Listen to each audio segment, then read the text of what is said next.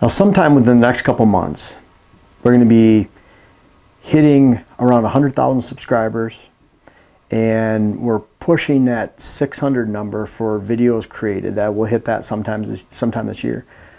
I love the strategy of whitetails and all things whitetail hunting, land design, whatever it might be, from trail cameras to playing switchgrass to stand locations to timing the rut to timing the secondary rut to how to hunt nocturnal bucks, whatever it might be. Just the list for anything whitetail is never ending, and breaking it down all those different ways. And I talk about a lot of advanced topics, advanced whitetail topics. I like to get in depth, and to me, if it's not an in-depth video, then why even produce it? I take it for granted sometimes. I get a lot of comments where I just shot my first deer last year. I'm looking to shoot my first buck. We just bought land. My husband or my wife, my friend, just got me into deer hunting. I love it. I can't get enough information.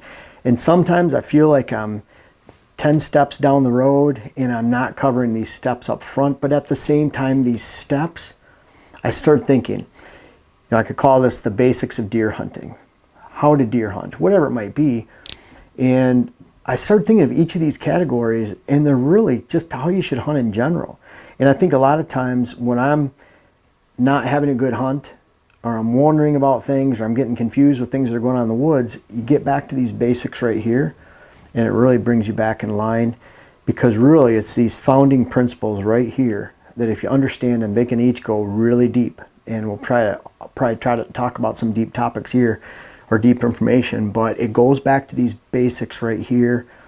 And if you're just getting into hunting, or if you've been hunting for 30, 40, 50 years, I hope that you can take something out of this. But most of all, if you're new into hunting, welcome to the channel.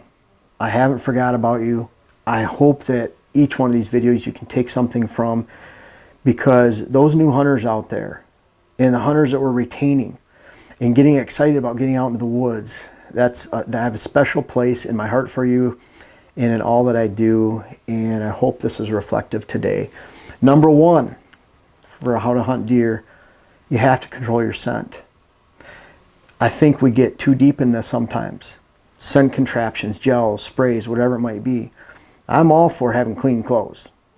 We don't smell good to deer. I'm all for having clean clothes, not leaving a scent trail in the woods. I like having scent-free boots. I like dressing outside of the truck, not wearing my hunting clothes in the truck. Yes, that means getting down to my underwear outside the truck sometimes, but I think it's important. I keep my clothes in Rubbermaids. When I'm hunting in public land, I sometimes put dirty clothes in another Rubbermaid container, so I separate the two. I leave them hanging in trees sometimes, or branches, my clothes, so I'm trying to keep them fresh. I love using a scent elimination spray. I think that's an added layer. And what I'm doing, again, I'm not thinking that I can fool deer downwind, and if you think you can, you're really going to hurt yourself in your future hunting endeavors if you ever think that there's something that you can turn on or spray, or some way that you can wear something that fools a deer's nose when they're downwind of you, especially a mature doe or a mature buck. If you hunt that you can't, if you always consider that you can't fool a deer's nose downwind, then you're going to be a lot further than most people that are out there deer hunting every single day. And to me, it is critical that you understand that. We use actually a LimiShield. It's a spring that we put on our legs and boots, my arms. But again, I'm not thinking I can fool a deer downwind. I'm just trying to make sure that I can walk through grass clean, that when I scrape against a tree, that I'm not leaving as much scent, and that I'm not leaving that scent trail or scent signature, which is a fancy phrase for saying basically you're leaving your stinky human scent throughout the woods all over the place. By making sure that you don't leave scent in the woods, by making sure that your stand location is taking your scent out of the picture and blowing your scent towards an area you do not expect deer to be traveling, then you're always going to be ahead. And for that, I'm always hunting the outside edge of the cover. There's that thought, you go in for the kill, it's a one and done sit. You either get the buck or you don't. Well, you have a 5% chance, 10% chance, or you blow your hunt. It's not worth it. So try to take that limiting edge where you have a defined edge where you can sit there, blow your scent outside of that deer range, control your scent in and out of your stand, and you're going to be well on your way to being a great deer hunter, because there's a lot of experienced seasoned hunters that do not do that. Sound. This seems rather obvious, but I believe a lot of hunts are ruined by sound before the hunt even begins. The metallic clang of your bow hitting your tree stand on the way up, a door to a blind, an ATV. A lot of those sounds that we make in the woods and make loudly in the woods allow deer to pattern us. It's better to be quiet. The slow crush of a leaf as you walk, heel, and then roll your foot forward to your toe and step is a lot better than the step, step, step, or crunch, crunch, crunch of a person walking through the woods. It's a very distinct sound that we can recognize, and of course you can bet a deer that is predator wary recognizes to a very high degree too. The sound of your clothes against a tree. You can even get away with, you could wear, a good hunter can get away with wearing a nylon suit that's noisy in the tree stand, because they're going to know when they can move and get away with that sound. They're going to know as they're shuffling back and forth all day. They're just going to sit there very still like a predator, and they're only going to move when they have to, and they're going to have those moves pre-planned out and make sure they're making a minimal amount of noise, even with the noisiest of gear. So really, even with the quietest gear, you still have to know when to move and when you can get away with that movement as it relates to your tree stand, the movement in your tree stand, the noise of the tree stand, the noise of the climbing apparatus that you use to get up your stand. There's always a noise out there that can burn your hunt. And if you think quiet, if you think scent free, then putting those two alone together, you'll be half the way there. Now, access. A lot of people are hunting evening food sources, and they're walking through that food source.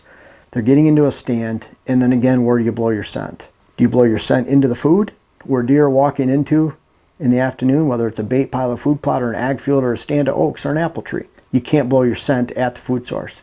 But you also can't blow your scent where the deer are coming from. So that's why it's hard to actually hunt near a food source a lot of the time, because the deer can either see you getting in or out of the stand because you're accessing poorly. You can't manage your scent, and they hear you because you're right on top of them when you get in and out while they're feeding, which they're very wary when they're feeding. They're looking for risk. So it makes it very difficult for you to get in and out of your stand because you're not accessing well. You always have to think like a predator.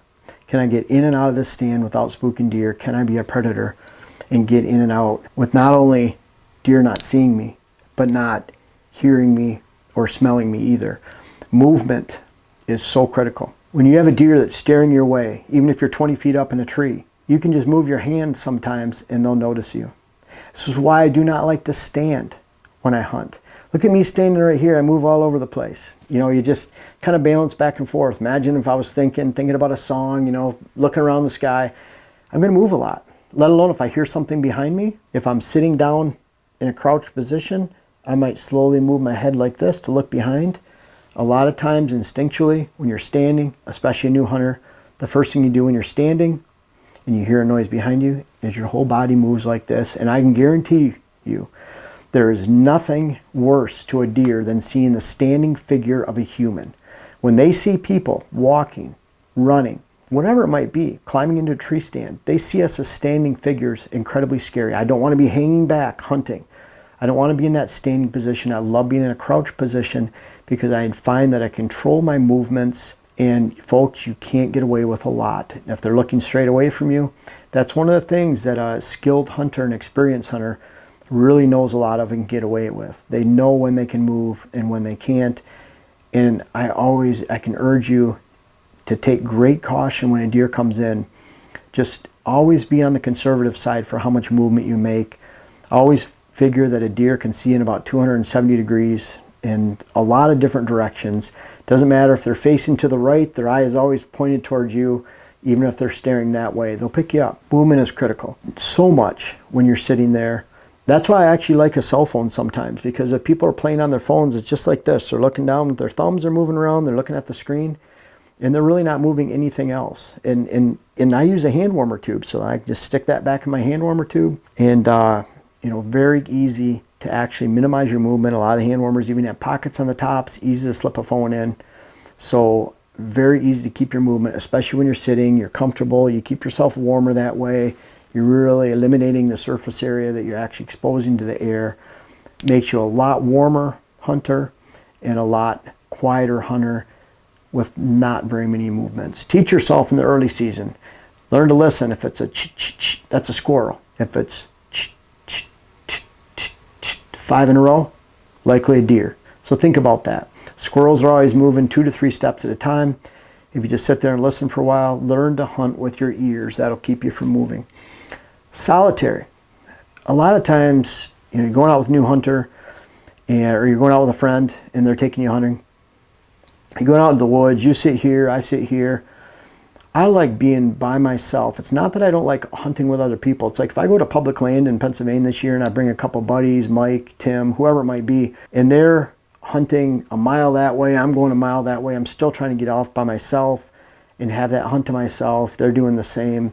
And I find that when 2 people are hunting in close proximity, they make 3 or 4 times the intrusion as just 2 people alone. Stick to hunting 1 person each area.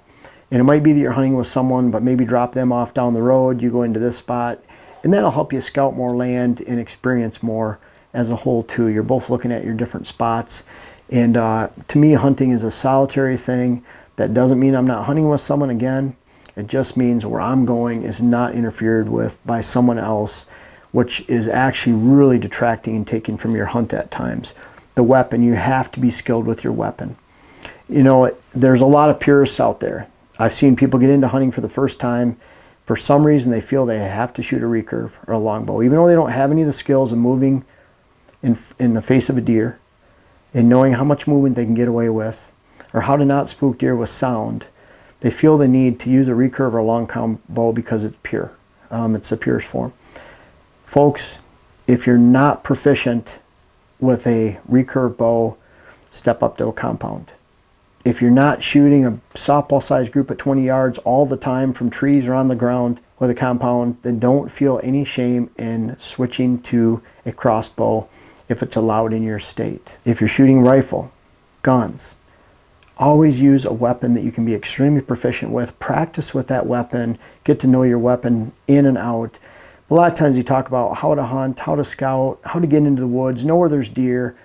And we don't go over these basics, and one of the basics is making sure you're a great shot and you're proficient with whatever weapon you are using, and that trumps being pure or using a weapon that you feel might fit in with your lifestyle or hunting or your friends or whatever it might be. Make sure you use a weapon that you're proficient with, and that's the most important. Now, stand timing. And I go over this a lot with client lands. A great system and a great hunting system will allow you to have morning stands that are more closely related to bedding areas and evening stands that are more closely related to food.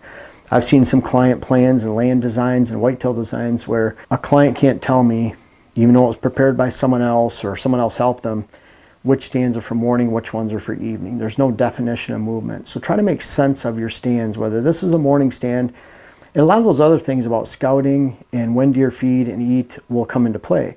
And what I mean by that is, if this is a morning stand, that means you're in a bedding area, you're waiting for deer to come back from their food sources they're at all night, their safe and social hot spots that they spent all night. It's well away from that. You're not walking through those areas to get to your stand, you're walking around those areas. You're not spooking deer in the open ag fields or open hardwoods. You're getting back into that point or ridge or bench or side of the swamp where they're bedding, an upland site, and you're waiting for them to come back to you in the morning. And the reason that's a morning stand and waiting for deer to come back into that bedding area is exactly the reason why it's not an evening stand. All the deer are heading to food in the afternoon. I mean, their highest quality food source, their third feeding of the day out of 5. Deer feed 5 times in a 24-hour period, and their third feeding of the day is about an hour before dark every single day. And that will be the evening stand location. You're waiting for deer to come to that food source, and it's the exact opposite of a morning stand. And if you can differentiate between the two, that tells you a lot about yourself and you as a hunter, because you know obviously that evening stands are for food, morning stands are for bedding, and you have to have that defined stand assemblage to actually enter the woods and give you that game plan to actually practice. No scent blown towards the deer, no sound that deer can hear. You're accessing around locations, you're accessing around food sources in the morning, not through them. You're accessing around bedding areas in the afternoon, not through them. Your movement is really slight and calculated. You're hunting in a solitary location that you can actually go in and have that little patch of woods to yourself. Doesn't mean that someone else isn't down the road that's a friend of yours. You're becoming proficient with your weapon. Your stand timing is on point. And finally, I'm going to leave this with you, and this is most importantly, after you get all this done, you know where your stand's at, you know how to get there, you know how to blow your scent, you have clean clothes, you're making sure you're quiet, is number 8, and last but not least, hunt the weather. So key. You have to hunt the weather. And what I mean by that is someone could say that there's a moon phase or a time of the year that's the best to be in the woods. But folks, if it's end of October and you're in Michigan and it's 85 degrees with 30-mile-an-hour winds, it's not a good day no matter what the moon phase is, no matter what the day on the calendar. Some people say, I always hunt Halloween. Well, if it's 85 degrees, 30-mile-an-hour wind, it's not going to be a good day. Think in the extremes. You're wondering, well, does the weather really matter? Well, think about if you have those extreme conditions. Let's say it was a blizzard on October 31st. October 31st is your favorite day, but there's a blizzard with 40-mile-an-hour winds. Is it going to be a good day? If it's 85 degrees and 30-mile-an-hour winds, is it going to be a good day? If there's driving rain, is it going to be a good day? The answer, if there's high winds, extreme high winds, 30, 50 miles an hour, is it going to be a good day? Probably not. So regardless of whether it's a good moon phase or not, or however you believe in anything else, or a certain calendar on the day, it always boils back to weather. If you have a choice, if you want to hunt one day out of a 3-day weekend, Friday, Saturday, Sunday, just pick the best weather day. Enjoy the other 2 days with your family, maybe working an extra day at work, making your boss happy. And most of all, maximizing the limited amount of time that each of us have in the woods. A lot of people say, well, I can't hunt the weather a specific day because I only have limited time to hunt. There's always ways around that. You're better off hunting one day during the week than a 3-day weekend if that one day during the week is a great weather day. I'm looking for calming conditions, but not calm. I'm looking for cool conditions after a storm. Those are some easy, really target days that only come up just a handful of times a year, and you can't miss them. I'd trade a long day, 4-day weekend for one great day during the week. I've learned the patience over the years to rely on hunting the weather, and that's led me to a lot of good bucks, including all these right around me. Almost every deer I shoot, other than if it's opening day of deer season, opening day of gun season, then I'm hunting the weather and I'm choosing those days to hunt because of the amount of reward they give me. I honestly believe that there's 40-50% days based on the weather for potential of success, and there's a whole lot of 1%, 2%, and 3% days, and no number of those will ever add up to a great day. In fact, the more poor days you sit, the more you don't even get to experience that great day because you burned out your land, your stands, and your opportunity to hunt. Here's 7 ways and a 1 big 8th to make sure that you'll be on target this year when you head into the woods and you have a chance of really having a great hunt. And most of all, that's what I want for you guys out there. I want you to have a great hunt. It doesn't matter if you've been hunting for 50 years or this is your very first year heading into the woods. I hope I've included you not only in this video, no matter what your experience level, but just about every video I put out there.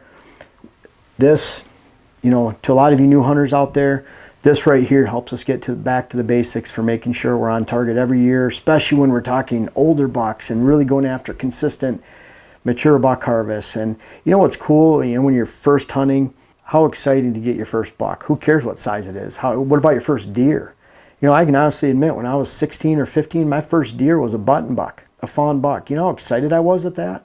I didn't know that maybe I wasn't supposed to shoot a button buck. It was just a deer that I could get close to. When I was sitting on a broken top and a tree that had blown over, I was just sitting on the top. I'd climb up, shimmy up.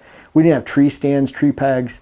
It's amazing we ever survived. But bottom line is when I shot something small like that, and when I shot a doe for the first time, a little spike for the first time, man, I was so excited. And it's all relative. I get that same excitement nowadays. See a big buck, I shoot that buck. It's all relative again. I hope that feeling never goes away because it is incredible. And what's really cool as you as a new hunter, I hope you enjoy those first hunts. Don't let anyone tell you that you should have shot something bigger, or you should have shot a doe instead of a buck for your first deer, or a buck instead of a doe. Who cares? Just have fun. And I hope these hunting basics help you because they help me even if I want to reflect to these points now 35, 36 years later into my hunting career. while doing this for a living. It's something, these 8 points, that can really be your foundation for all your hunts going forward, no matter if you've hunted 1 year or 50.